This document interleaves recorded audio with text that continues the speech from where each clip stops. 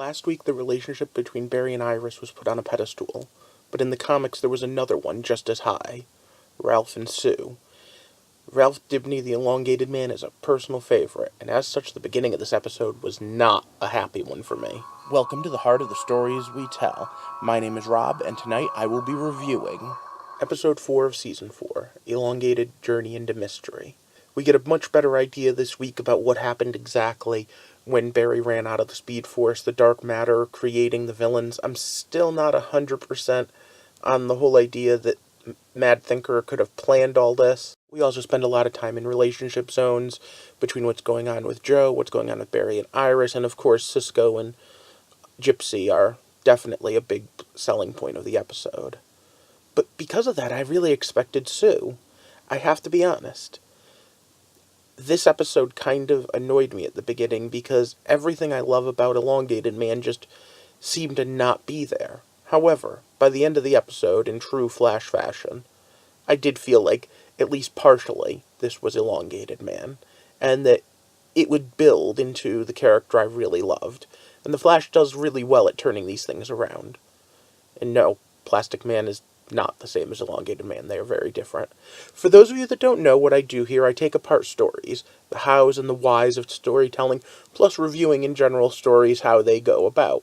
Right now I'm reviewing superhero stuff mostly, so if that sounds interesting to you, click the subscribe button and join our little community.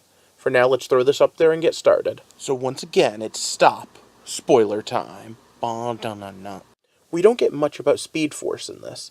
In fact, I was a little shocked that they didn't explain to Dibny what had happened. Maybe that'll come next week. I'm hoping that he'll get filled in on some of this stuff.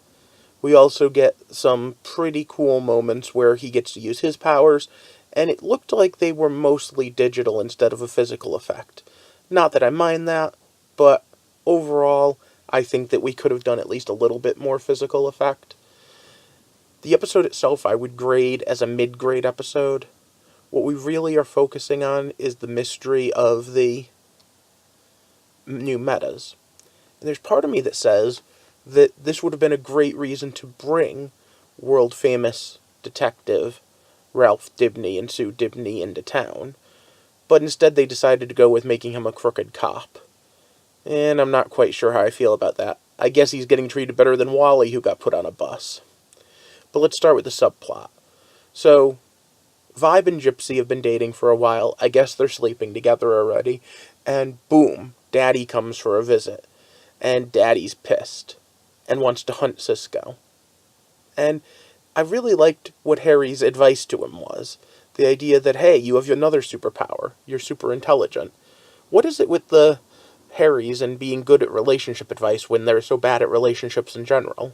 So anyway, Cisco as Vibe finally stands up to Breacher, specifically because he's going after the new Elongated Man. He's going after Elongated Man because some sort of creature like the Elongated Man was what invaded his world. I don't know if we actually knew that or not already. But anyway you look at it, it's a great way to tie the subplot and the main plot together. It allows for us to have a little bit of action, even though it then required needing Elongated Man's powers in a way that didn't make much sense, because Barry couldn't run fast enough to run up a building, but he could run up an arm. I don't really get it. Overall, this season's done better with the not making Barry into an idiot, so I'm going to just give them this one that maybe all those shots from Breacher knocked the wind out of him too much and he hadn't recovered yet. In the meantime, we have the fact that Ralph was a dirty cop because he planted evidence to get someone that he knew was guilty convicted.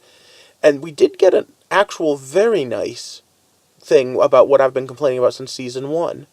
Hey, we lock up criminals without due diligence. We don't have trials. Hell, we mess with time. We do a lot of things that are kind of questionable ethically wise. I talked about it a lot in my videos about anti-heroes and villain protagonists, the fact that we put up with a lot from our protagonists and just assume they're in the right. But it's one of those, cop cliches. Well, I have to break the law in order to rescue the law. Well, it depends on whether I'm the protagonist or the antagonist, whether or not you think that that's good or not. I don't want to end on it, but I do want to just talk about the end of the episode for a second, with more hints about what was going on with the whole Killer Frost. I guess now we know for sure that Blacksmith, who's supposed to be showing up in a week or two, is who gave Caitlin control of her powers. And that'll be an interesting showdown, because I'm curious to see if we get to see full Killer Frost or not. Don't forget we still have 9 more metahumans to go as well. Plus we have the whole storyline of what's going on at Iron Heights, and whether or not that new warden is in Thinker's pocket. And now I want to switch gears to Thinker. Or, as they called him tonight, DeVoe. There's part of me that says that that was good foreshadowing last season with the whole, oh, DeVoe, DeVoe, DeVoe, and now we have a mystery. But honestly, the only thing it did for me was like the rendition of Ralph Dibny. Because that I Smell a Mystery was a favorite moment in comics for me. And the little nose twitch, the Samantha from, was really good. Personally, I kind of dislike the fact that the Speed variant, Barry, knew about defeating DeVoe, because you have to keep in mind, none of this would have happened. Things are already so different. And I'm curious to see how they handle that, because, well, time travel's really messed up in this. But either way, things are coming to a head, and I'm enjoying the season overall, even if this episode was a little weak. I don't think we needed to gray up Ralph Dibny that much. But what do you think? Also, was I the only one that was missing out on Sue? Was I the only one hoping to see a little more of his detective abilities?